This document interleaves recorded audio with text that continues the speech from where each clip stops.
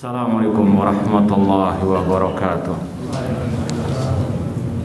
Innal hamdalillah nahmaduhu wa nasta'inuhu wa nastaghfiruh wa na'udzu billahi min syururi anfusina wa min sayyiati a'malina. Man yahdihillahu fala mudhillalah wa man yudlil fala hadiyalah. Ashhadu an la ilaha illallah wahdahu la syarikalah wa ashhadu anna Muhammadan abduhu wa rasuluh. Ya ayyuhalladzina amanu taqullaha haqqa tuqatih wa la tamutunna illa wa antum muslimun.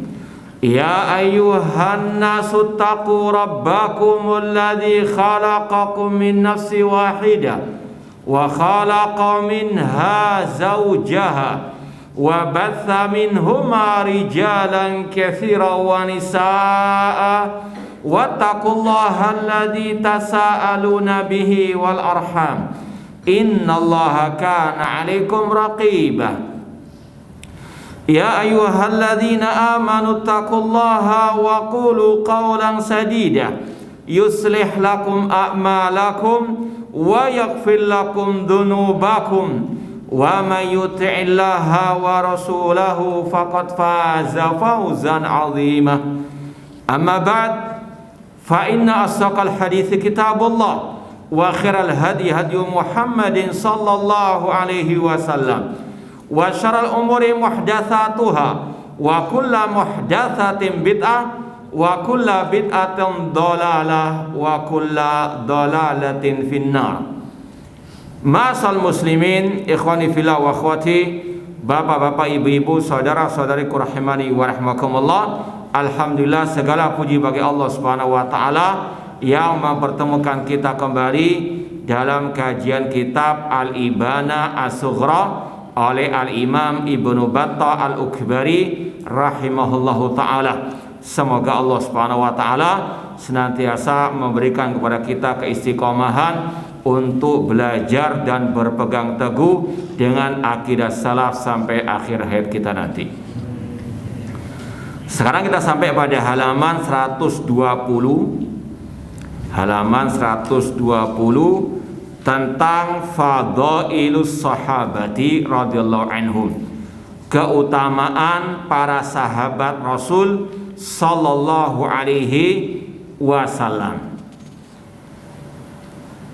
Ini masih ada kaitan erat dengan pembahasan kita yang lalu atau beberapa edisi yang lalu yang berkaitan dengan keutamaan Nabi kita Muhammad sallallahu alaihi wasallam. Dalam sebagian kitab hadis sering disebutkan tentang keutamaan Rasul, kemudian setelah itu keutamaan para sahabat Rasul sallallahu alaihi wasallam. Ini diantara hikmahnya agar orang-orang yang mengaku cinta kepada Nabi SAW wajib juga mencintai para sahabat Nabi sallallahu alaihi wasallam. Jangan sampai mengaku cinta Nabi namun mencaci maki sahabat Nabi.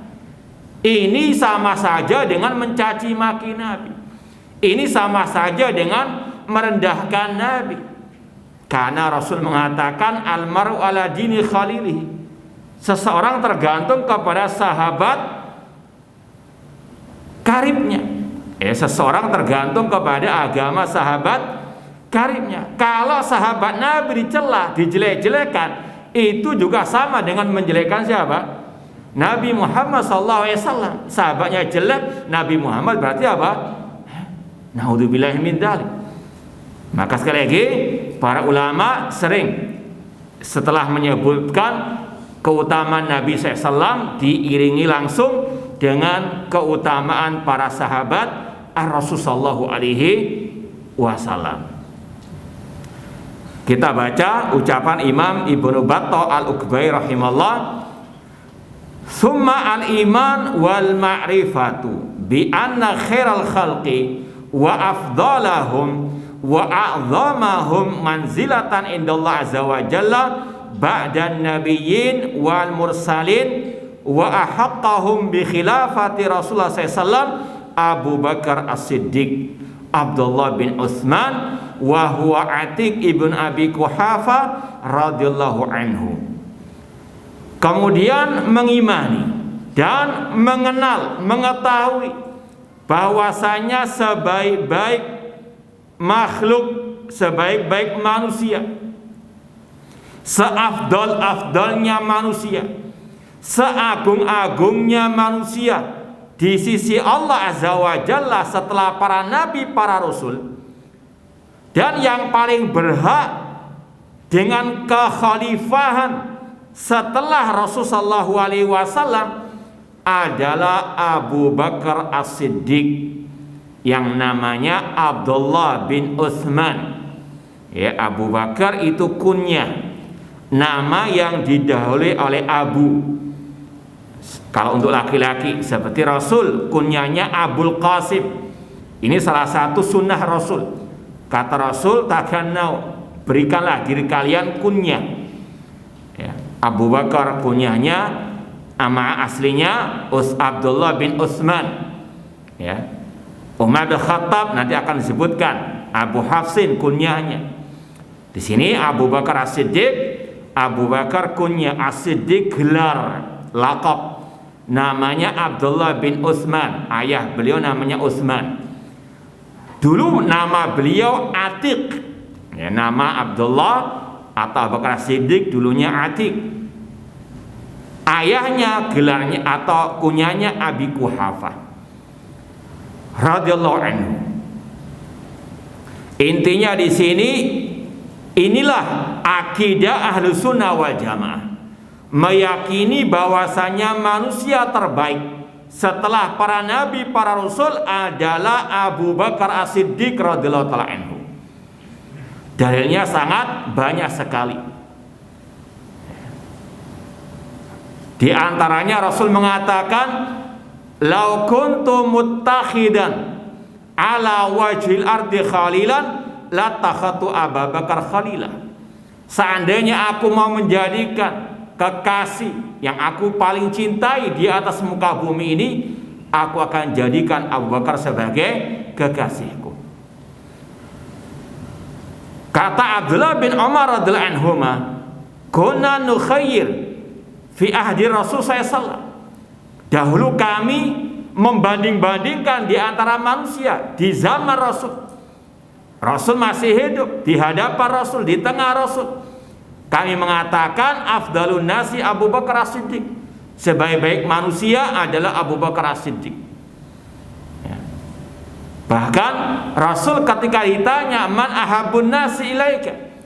Wahai Rasulullah, siapa manusia yang paling kau cintai? Pertama kali Rasul mengatakan Aisyah radhiyallahu anha. Kata yang bertanya, "Minar rijal," dari kalangan laki-laki yang kau paling cintai. Kata Rasul, abuha, ayahnya, yaitu siapa? Abu Bakar As-Siddiq radhiyallahu taala anhu. Demikian pula masalah kekhalifahan. Ya.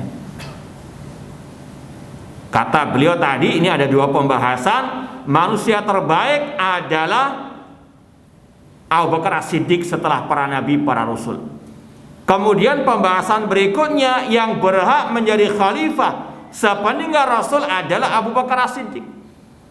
Dalilnya selain yang kita sebutkan tadi tentang keutamaan khusus Abu Bakar As-Siddiq, juga isyarat-isyarat dari Rasul SAW.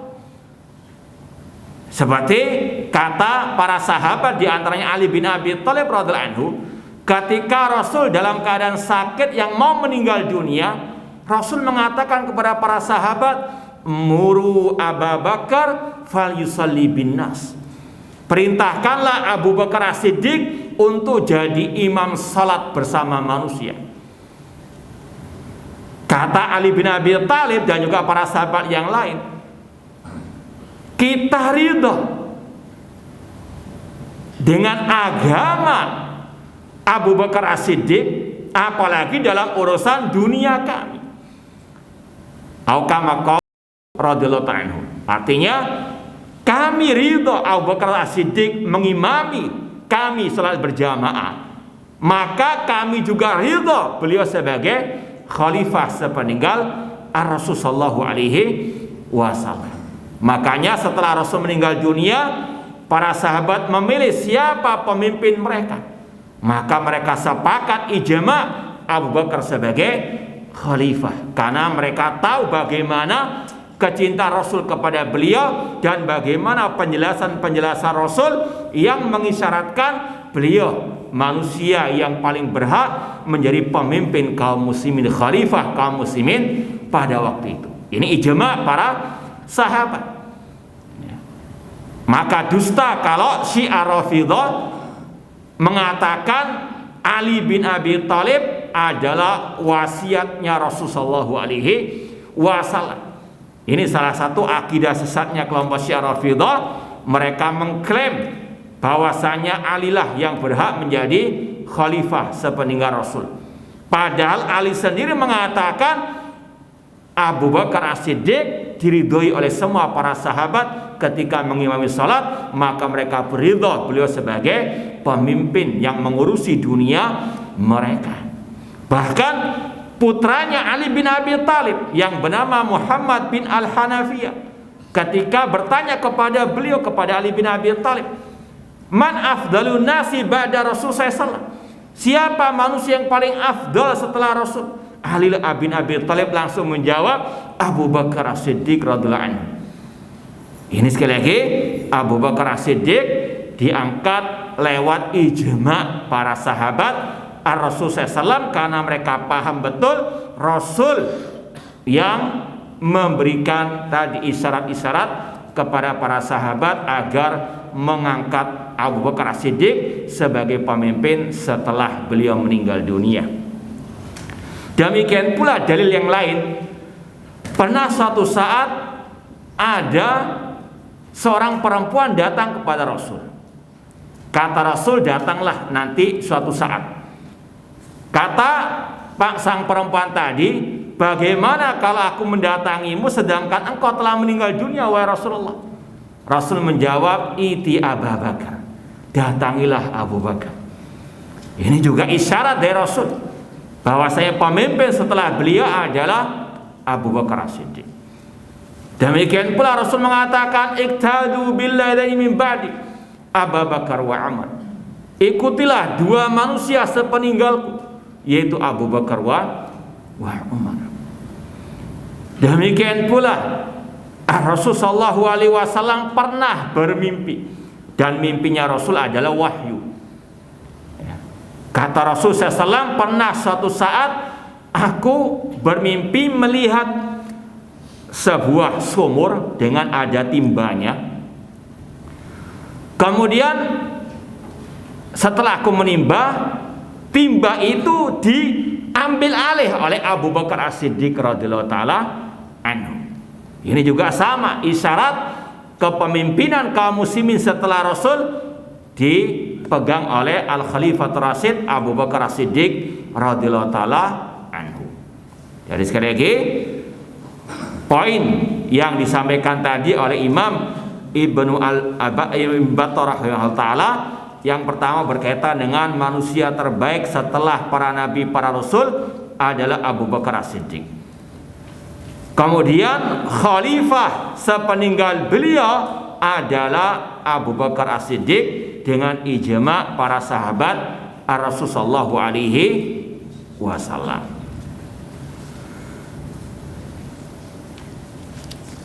Kemudian kata Imam Ibnu Battal rahimahullah, wa ta'lam annahu yauma mata Rasul sallallahu lam yakun ala wajhil ardi ahadun bil wasfil ladzi qaddamnahu dzikrahu atau qaddamna dzikrahu ghairuhu rahmatullah alaih. Dan wajib engkau ketahui bahwasanya pada hari meninggalnya Rasulullah SAW tidak ada manusia yang terbaik selain Abu Bakar As-Siddiq. Setelah Rasul meninggal dunia, tidak ada manusia yang paling mulia di atas muka bumi ini selain Abu Bakar atau dibandingkan Abu Bakar As-Siddiq radhiyallahu taala anhu. Ini keyakinan Ahlus Sunnah wal Jamaah. Sekali lagi, ini semuanya berdasarkan dalil, bukan karena fanatik golongan dan sebagainya, tidak. Ini sekali lagi sesuai dengan tadi penjelasan dari Ar-Rasul sallallahu alaihi wasallam. Tsumma min ba'dihi ala hadza tartib wasifah Abu Hafsin Umar ibn Khattab radhiyallahu anhu. Kemudian setelah Abu Bakar As-Siddiq, langsung urutannya yang paling termulia, yang paling afdal dari semua manusia yang ada setelah Rasul meninggal adalah Abu Hafsin Umar ibn Khattab. Namanya Umar bin Khattab, kunyahnya Abu Hafsin. Lakabnya Wahual Faruq, yang membedakan antara yang hak dengan yang batil. Kalau As-Siddiq yang membenarkan apa kata Rasulullah sallallahu alaihi wasallam. Ini yang harus diyakini. Manusia terbaik setelah Abu Bakar As-Siddiq adalah Umar bin Khattab radhiyallahu anhu. Berdasarkan dalil tadi juga, iktadu billadaini min ba'di, ikutilah dua manusia setelahku, yaitu Abu Bakar wa Umar. Kemudian juga berdasarkan sabda Rasul tadi, kata Abdullah bin Umar radhiyallahu anhu, kami membanding-bandingkan manusia di zaman Rasul, dan kami mengatakan Abu Bakar yang paling mulia, kemudian Umar bin Khattab. Demikian pula Ali bin Abi Thalib tadi, ketika ditanya siapa manusia termulia setelah Rasul, beliau menjawab Abu Bakar. Kemudian ketika ditanya siapa lagi, Ali bin Abi Thalib menjawab Umar bin Khattab radhiyallahu taala anhu.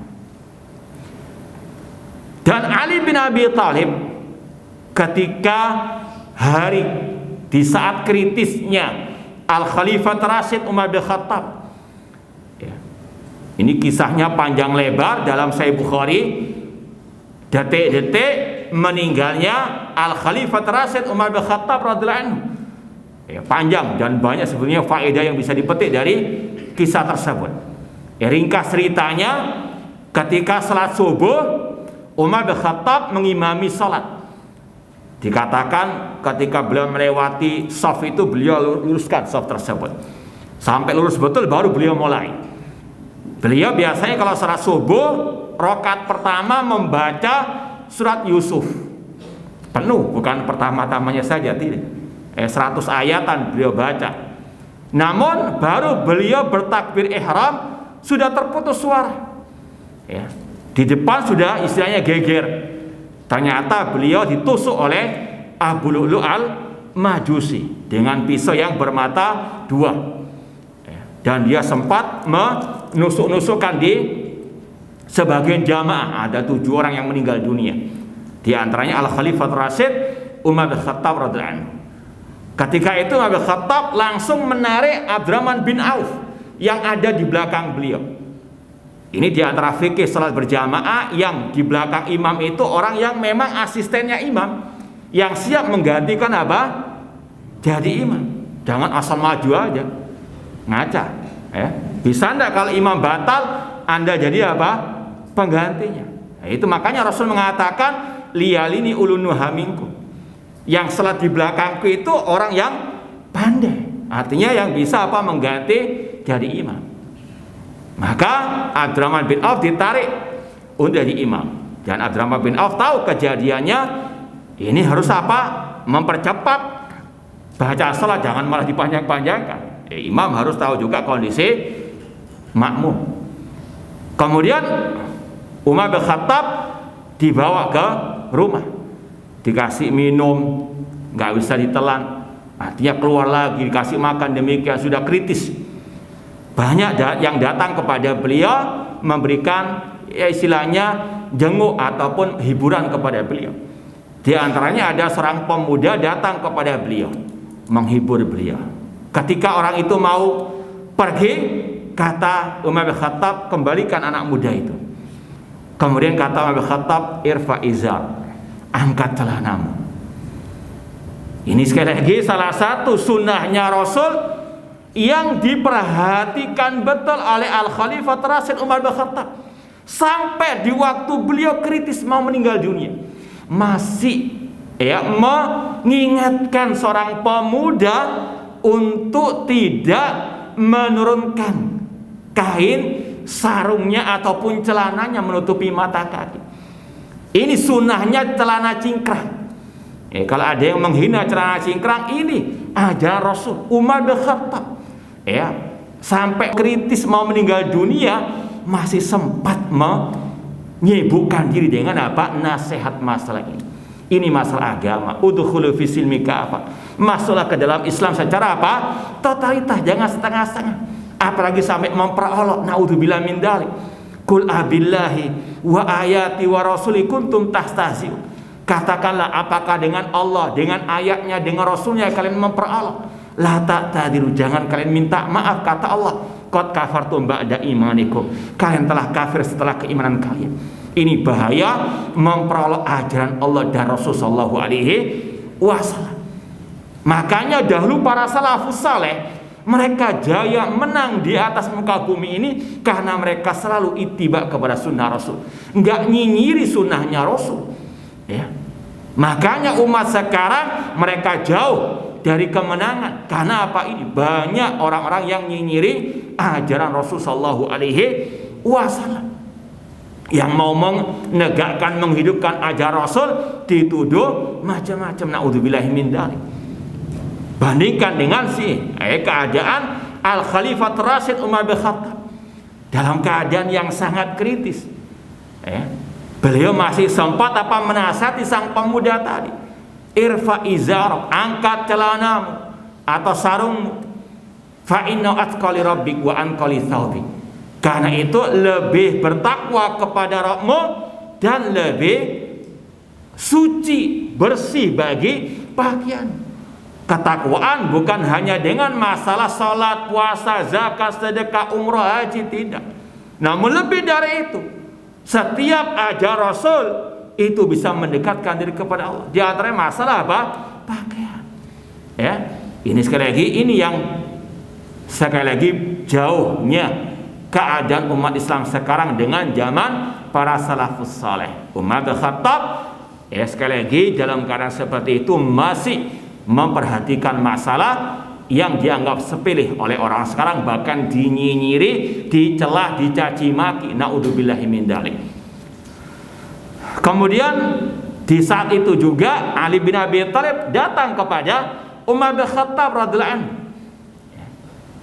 Setelah beliau waktu itu minta izin lewat putra beliau Abdullah bin Umar kepada Aisyah agar Umar bin Khattab disemayamkan di samping Rasul dan Abu Bakar As-Siddiq, dan Aisyah mengizinkan. Kata Ali bin Abi Thalib, aku sering mendengar Rasul mengatakan, aku pergi bersama Abu Bakar wa Umar, aku datang bersama Abu Bakar wa Umar.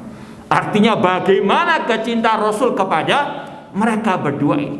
Memang mereka berdua inilah manusia yang paling dicintai oleh Rasul SAW, yang paling mulia di atas muka bumi ini setelah para nabi, para rasul.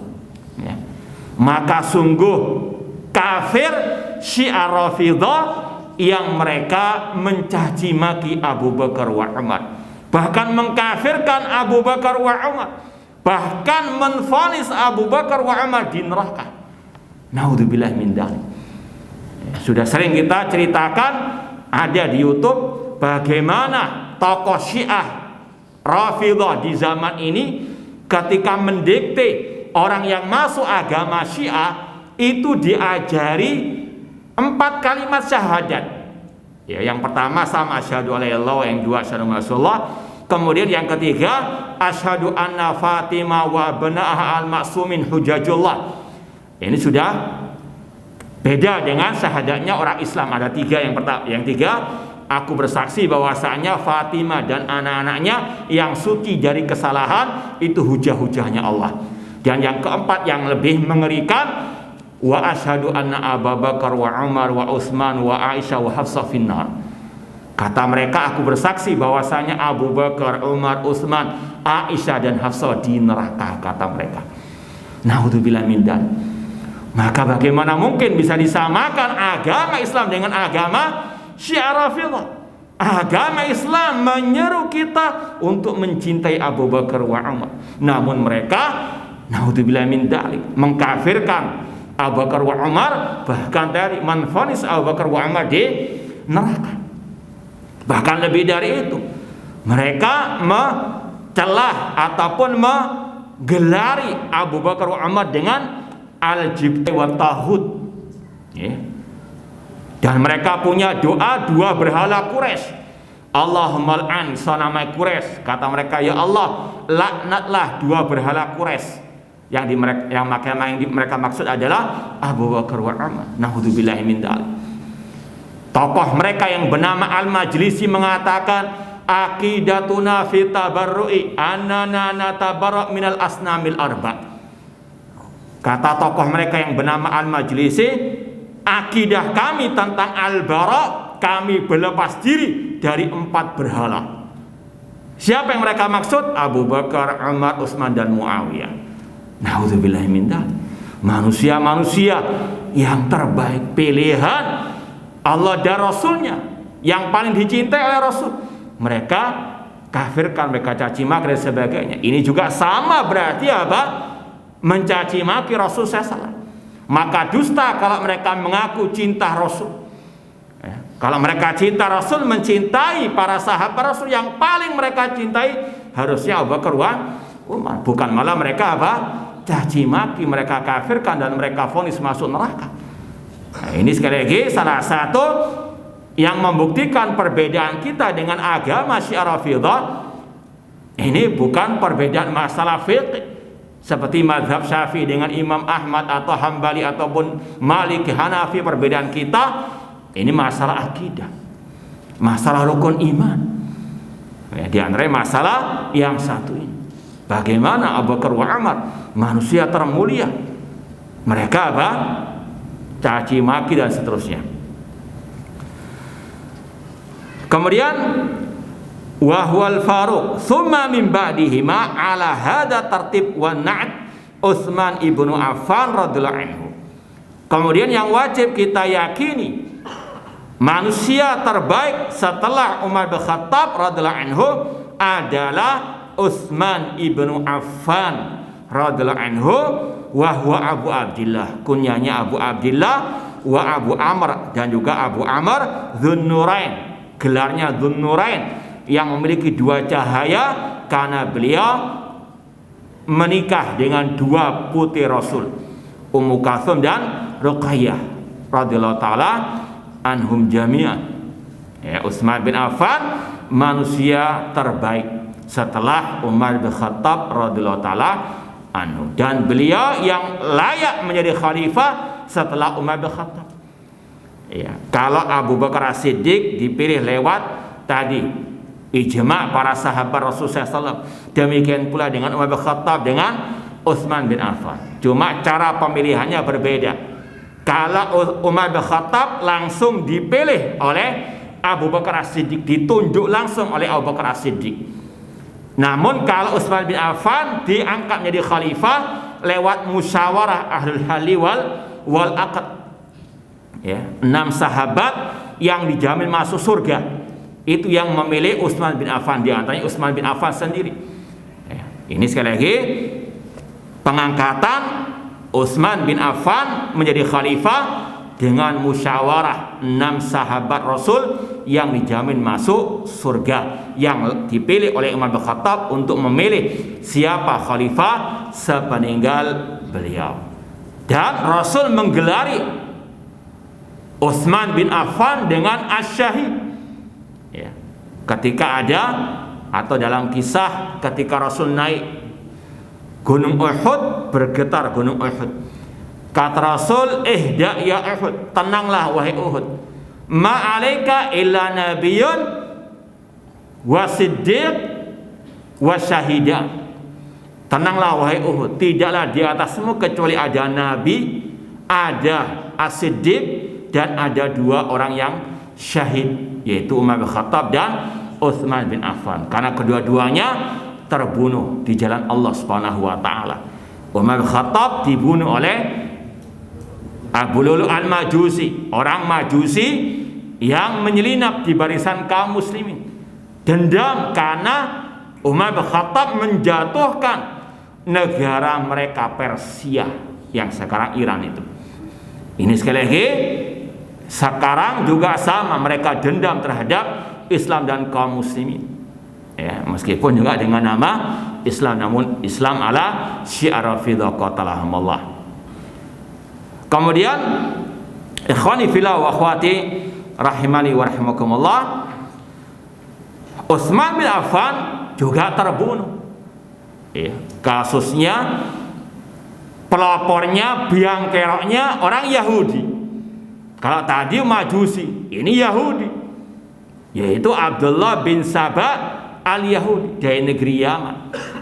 Dia masuk Islam dalam keadaan munafik, kemudian memprovokasi massa untuk membenci Utsman bin Affan. Ibda'u bitta'ni ala umaraikum. Dia mengatakan kepada orang-orang jahil, orang-orang awam, mulailah kalian mencaci maki pemimpin kalian. Makanya kata Syekh Abdul Salam Barjas rahimahullah dalam kitab beliau Mu'amatul Hukam fi Daul Kitab wa Sunnah, mencaci maki pemimpin kaum muslimin itu bid'ahnya Abdullah bin Saba. Karena pelopor pertama kali yang mencaci maki pemimpin kaum muslimin Abdullah bin Saba al-Yahudi. Na'udzubillahi min dzalik. Kemudian sampai orang-orang awam terprovokasi, terpengaruh dengan propaganda Abdullah bin Saba Yahudi, mereka pun mendemo mengepung kediaman Utsman bin Affan, diboikot Utsman bin Affan, padahal beliau sebagai khalifah tidak boleh ikut salat berjamaah di masjid, bahkan tidak boleh minum dari sumur yang dibeli sendiri oleh Utsman bin Affan. Itu kejamnya mereka. Sampai mereka pun menerobos masuk rumah Utsman bin Affan, terjadilah tragedi pembunuhan terhadap Al-Khalifah Rasyid Utsman bin Affan Dzinnurain radhiyallahu ta'ala anhu. Makanya Rasul mengatakan asy-syahidan Umar bin Khattab dan Utsman bin Affan radhiyallahu anhum jami'an. Ya. Ini Utsman bin Affan manusia terbaik setelah Umar bin Khattab. Summa ala hadan na'ti wasifah min ba'dihim Abul Hasan Ali ibnu Abi Thalib radhiyallahu anhu. Kemudian manusia termulia setelah para nabi, para rasul adalah Abu Bakar, Umar, Utsman, dan kemudian Ali bin Abi Thalib yang kunyahnya adalah Abul Hasan, karena putra beliau yang paling besar adalah Al Hasan bin Ali bin Abi Thalib radhiyallahu anhum jami'an. Beliau adalah sepupunya Rasul sekaligus menantunya Rasul menikah dengan Fatimah. Dan ini yang dituhankan oleh kelompok Syiah Rafidhah sejak awal mereka lahir, ya, yaitu tadi pelopornya Abdullah bin Saba al-Yahudi yang mendirikan sekaligus 2 sekte Syiah atau kelompok Syiah dan kelompok Khawarij. Mereka menuhankan Ali bin Abi Thalib pada waktu itu. Mereka mengatakan anta huwa, engkau wahai Ali adalah dia, maksudnya adalah Allah. Ali bin Abi Thalib tidak tinggal diam. Ali bin Abi Thalib membuat parit, kemudian dinyalakan bara api dalam parit tersebut. Orang-orang yang menuhankan beliau dari kelompok Syiah Rafidhah, pengikut Abdullah bin Saba, langsung dimasukkan ke dalam parit yang menyala api tersebut. Meskipun Abdullah bin Saba selamat lari dari hukuman beliau tadi. Intinya Ali bin Abi Thalib tidak ridha dikultuskan. Ali bin Abi Thalib berlepas diri dari kelompok Syiah Rafidhah, meskipun Syiah Rafidhah mengaku cinta kepada Ali bin Abi Thalib.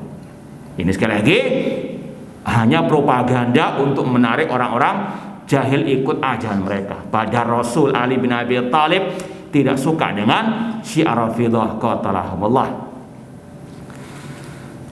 Wa huwal anza'ul batin wallahu alam ini sifat yang disematkan kepada Ali bin Abi Thalib.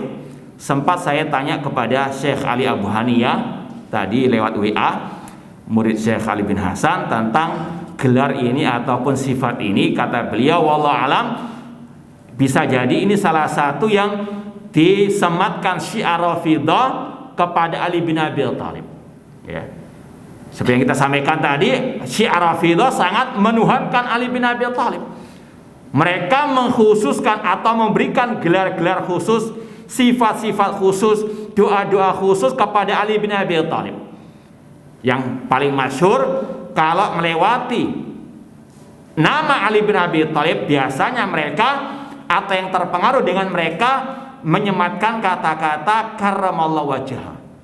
Kalau ahlu sunnah seringnya apa? Ali radhiyallahu anhu. Ya, kalau mereka, meskipun ada sebagian ulama yang juga terpengaruh, artinya mungkin tergelincir lah istilahnya, pakai kata-kata Ali karramallahu wajhah, yang artinya semoga Allah memuliakan wajah. Secara makna nggak ada masalah. Cuma yang dimasalahkan, Syiah Rafidhah mengkhususkan doa seperti itu hanya untuk Ali bin Abi Thalib saja. Kalau mereka ditanya kenapa kok dikhususkan Ali dengan istilah karramallahu wajhah, mereka menjawab karena Ali bin Abi Thalib tidak pernah wajahnya sujud kepada berhala. Kata para ulama, Abu Bakar juga demikian, tidak pernah beliau sujud kepada berhala. Kenapa kok nggak dikasih doa karramallahu wajah? Cuma tadi mereka memang apa, pilih kasih, atau mereka memang tadi mengkeramatkan, mengkutuskan, bahkan menuhankan Ali bin Abi Thalib. Atau juga istilah Ali ibn Abi Thalib alaihi salam. Kenapa nggak yang lainnya? Ini ada istilah-istilah apa?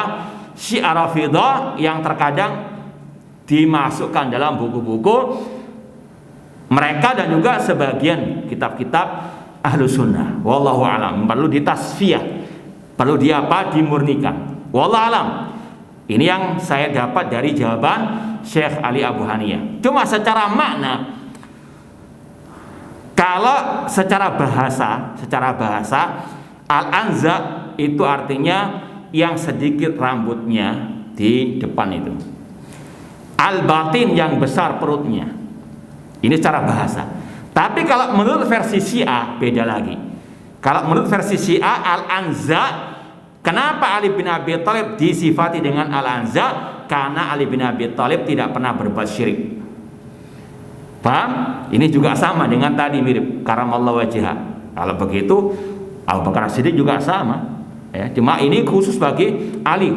Wallahu a'lam. Ya, maka wallahu a'lam ini sifat yang tidak masyhur di kalangan al-sunnah, wallahu ta'ala a'lam. Al-batin kalau menurut versi Syiah itu artinya Ali yang luas ilmunya. Ya, ini sekali lagi ya tadi sebagaimana kata Syekh Ali Abu Haniyah, bisa jadi ini salah satu yang disisipkan oleh kelompok Syiah Rafidhah untuk melebih-lebihkan Ali bin Abi Thalib. Wallahu ta'ala alam. Sihir Rasul SAW, beliau adalah menantunya Rasul SAW karena dinikahkan dengan putri beliau Fatimah bintu Rasul sallallahu alaihi wasallam. Wa ibnu ammi khatamin nabiyyin, dan beliau adalah sepupunya Rasul, anak pamannya Rasul, yaitu Abu Thalib yang mati dalam keadaan musyrik. Salawatullah wa rahmatullahi wa barakatuh alaihim ajmain. Ini yang disebut dengan al-khulafa ar-rasyidun. Rasul mengatakan alaikum bisunnati wa sunnatil khulafa ar-rasyidin, peganglah sunnahku dan sunnah para khulafa ar-rasyidin. Harus kita mencintai mereka semuanya dan harus kita meyakini yang terbaik dari mereka Abu Bakar As-Siddiq, kemudian Umar bin Khattab, kemudian Utsman bin Affan, kemudian Ali bin Abi Thalib. Keutamaan mereka urutannya sebagaimana urutan kekhalifahan kata para ulama. Meskipun kata para ulama ada hal yang perlu dibedakan dalam masalah ini. Masalah kekhalifahan tadi itu ijma' dari awal. khalifah yang pertama setelah Rasul Abu Bakar, kemudian Umar, Utsman, kemudian Ali bin Abi Thalib. Yang tidak istilahnya mengakui urutan seperti ini, maka dia lebih sesat daripada keledainya, kata para ulama, diantaranya Syekhul Islam Ibnu Taimiyah dalam Aqidah Wasithiyah. Insyaallah kita lanjutkan ba'dal adzan. Kalau ada yang mau ditanyakan, silakan ditulis di kertas. Ya, kita lanjutkan sedikit lagi pembahasan tadi. Ada dua pembahasan kata ulama yang perlu dibedakan. Masalah urutan kekhalifahan harus sesuai dengan yang telah disampaikan tadi. Al-Khalifah yang pertama setelah Rasul Abu Bakar, kemudian Umar, Utsman, kemudian Ali bin Abi Thalib.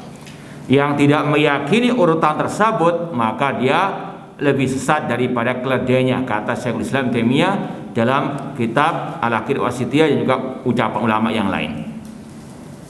Adapun dalam masalah keutamaan pribadi, ada dulu awal kali ada khilaf. Setelah Abu Bakar wa Umar, siapa yang paling mulia? Ali bin Abi Thalib ataukah Utsman? Dalam masalah apa? Kepribadian, bukan masalah apa? Kekhalifahan. Kalau kekhalifahan setelah Umar bin Khattab siapa? Utsman. Ini ijma sudah, nggak ada khilaf sama sekali di antara ulama salaf dahulu. Tapi dalam masalah keutamaan pribadi, siapa yang lebih utama setelah Umar bin Khattab? Apakah Ali ataukah Utsman? Ada sebagian yang mengutamakan Utsman, ada sebagian yang mengutamakan Ali bin Abi Thalib. Ini khilaf dulu tidak saling membid'ahkan dulu. Kemudian setelah itu terjadi ijma. Ali bin Abi Thalib itu setelah Utsman bin Affan dalam keutamaannya. Maka dari sini muncul dulu istilah, ada perawi-perawi hadis yang memiliki pemikiran Syiah at-tasyayyu. Secara bahasa Asyiah itu artinya pengikut. Ya. Perawi hadis ini dulu dikatakan ada pemikiran Syiah. Itu yang dimaksud, orang tersebut lebih mengutamakan Ali bin Abi Thalib dalam masalah keutamaan pribadinya atas Utsman. Itu saja yang disebut ada apa? Bukan Syiah yang mencaci maki Abu Bakar wa Umar. Paham ya? Jadi jangan tertipu dengan subhat sebagian orang yang ingin untuk membela Syiah dengan kata-kata, buktinya ada perawi-perawi hadis ulama-ulama salaf dulu yang dikatakan ada pemikiran apa? Itu Syiah yang hanya mengutamakan Ali bin Abi Thalib dalam masalah kepribadian beliau atas Utsman. Itu saja, bukan yang mencaci maki Abu Bakar wa Umar, apalagi sampai mengkafirkan, apalagi sampai menfoniskan neraka, atau yang mencaci maki Al-Quran, bukan. Paham ya? Makanya sebagian masyayikh seperti Syekh Ibrahim Ar-Ruhaili lebih suka menamai Syiah sekarang itu dengan Rafidhah, atau kalau digandeng tadi Syiah Rafidhah. Kenapa? Agar tidak tercampur adukan antara kata-kata Syiah di awal-awal dulu dengan yang sekarang ini. Paham ya? Makanya dikatakan Syiah Rafidhah. Kenapa dikatakan Rafidhah? Dari kata-kata rafadu, mereka menolak apa? Menolak Abu Bakar wa Umar sebagai khalifah. Jadi sekali lagi ini yang perlu kita tegaskan, karena memang ada syubhat-syubhat seperti itu. Wallahu taala a'lam. Kita tutup dengan ucapan beliau Imam Ibnu Battal rahimahullah, fa bihubbihim wa ma'rifati fadlihim qamaddin. Dengan mencintai mereka, mengenal keutamaan mereka, tegak agama ini. Wa tammati sunnah, telah sempurna sunnah. Wa adatil hujjah, lurus hujjah tersebut. Intinya sekali lagi, wajib mencintai 4 khulafa rasyidin, wajib mengenal jasa mereka, dan wajib untuk kita berpegang teguh dengan ajaran mereka sebagaimana perintah Rasul, alaikum bisunnati wa sunnatil khulafa ar-rasyidin, pegang erat sunnahku dan sunnah para khulafa ar-rasyidin. Wallahu ta'ala alam. Insyaallah masih banyak kelanjutan pembahasan tentang sahabat Rasulullah SAW. Sebelum kita tutup, barangkali ada yang mau ditanyakan, tafadhalu. Nah, silakan. Saya sempat lihat di YouTube Ustaz ya, ada 2 orang yang nggak percaya Ustaz ya. Dia pertama menertawakan tentang Allah itu di atas ars. Mereka mengolok itu alamat palsu, katanya gitu. Yang kedua juga mereka bilang kalau tangan Allah kanan di bawah dua tangan Allah kanan itu berarti di mata manusia itu sudah jelek, apalagi bagi Allah. Bagaimana?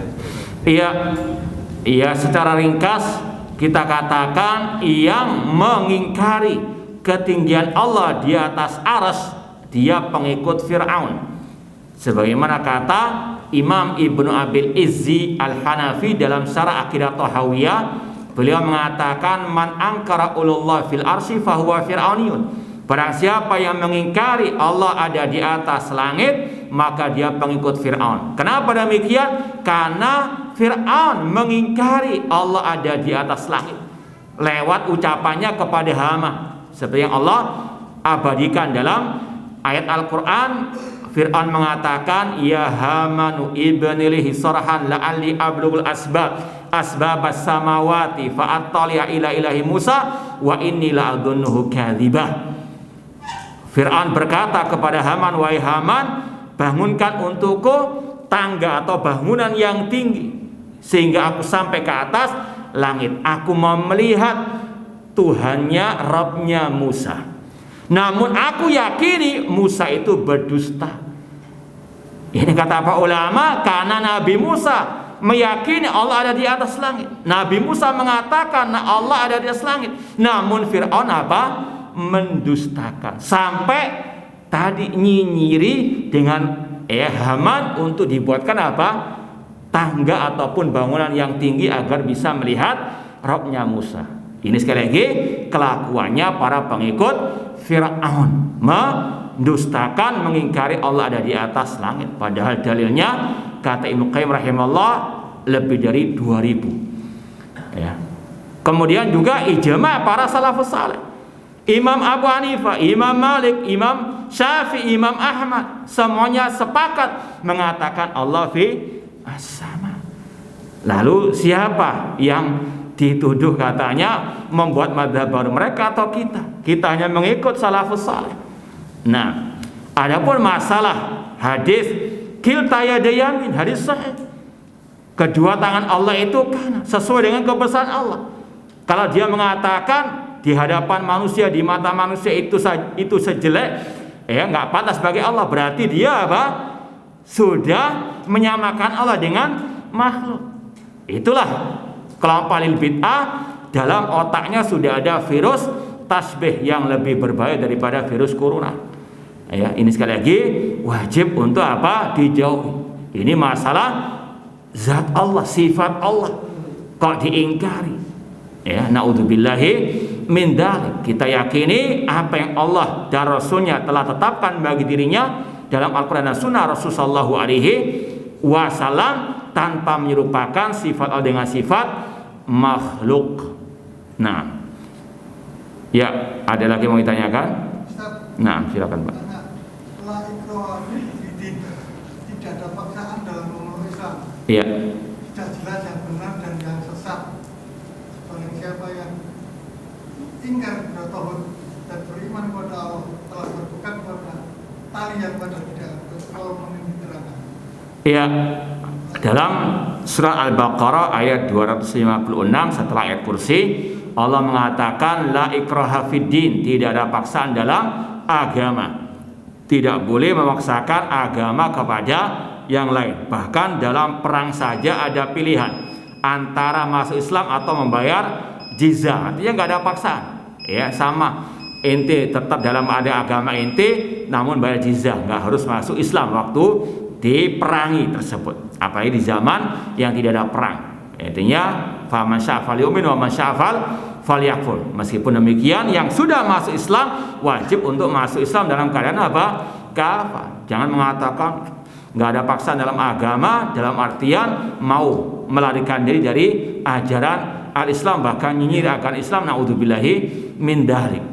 Ya, kemudian fama yakfur bitaghut wa yu'min billah faqad istamsaka bil urwatil wuthqa. Barang siapa yang kufur kepada taghut dan beriman kepada Allah, maka dia telah memegang tali yang sangat kuat. Inilah tafsir daripada kalimat tauhid la ilaha illallah, yaitu berlepas diri dari segala bentuk sesembahan selain Allah dan menyembah, beribadah hanya kepada Allah semata. Bahwasanya arti la ilaha illallah, la ma'budu bihaqqin illallah, tidak ada yang berhak disembah dengan benar kecuali Allah. Wallahu ta'ala alam. Kurang lebihnya mohon maaf. Wa jazakumullahu khairan. Wassalamualaikum warahmatullahi wabarakatuh.